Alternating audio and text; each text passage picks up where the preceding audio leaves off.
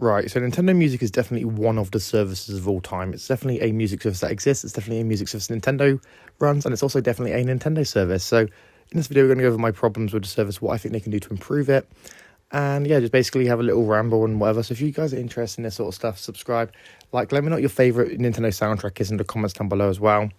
I'm hoping you guys have some interesting takes on what your favorite Nintendo soundtrack is. Let's get into it. So, let's start with this fact. This is this app on your phone, and obviously for a Nintendo service, it's kind of surprising they haven't got this available in some way on Switch or Switch 2. I do think that having a application on the Switch or Switch 2 to let you stream the music on the system, and obviously maybe you don't want to keep playing games, you just leave it on pause, and you can leave it playing music. I think that'd be kind of cool. I think that'd be a cool little feature they could add to Switch and Switch 2. I think that would also give a lot of people more reason to actually use the Nintendo Music app, because obviously it's bundled with Switch Online. So if you have a Switch Online subscription, whether you have the lower tier or the higher tier, you'll get this in anyway.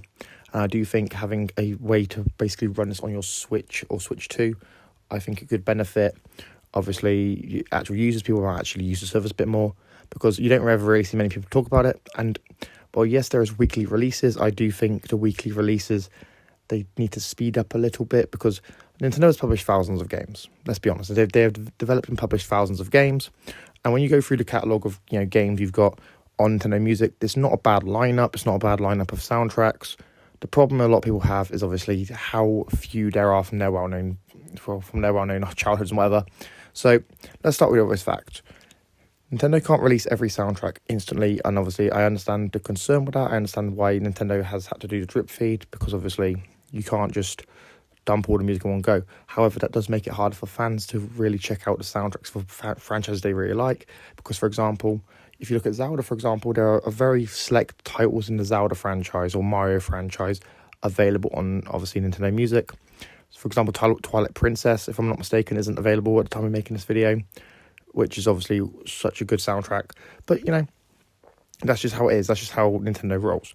I also do think that, I know they've done some drops before. They did obviously drop off the Pilot Wings games all in one go. All 3 Pilot Wing games soundtracks were in one go. And they also did a drop off 26 NES games, because NES games were quite small anyway. So those soundtracks weren't massive. But I do think it would be kind of interesting to see if Nintendo could maybe give us up it to like 2 a week, or maybe do a double drop up some more often. Because I do kind of feel like the main criticism people have with the service is obviously the soundtracks are good. They have quite a few soundtracks, but they don't have all of the soundtracks. And obviously, you have to factor in it does take time to actually remaster and make these tracks stream in a certain quality and whatever. And I do understand all that, but I do think that is the main criticism a lot of people have with Nintendo Music, is the music catalog isn't fully complete. But I also think it'd be kind of interesting the way Nintendo has actually sort of moderated curated the soundtracks, because when you think about it, there are 3 systems missing. Well, no, not 3 systems. There's 1 system missing, and that's Virtual Boy. So they've just added Virtual Boy games to Switch Online.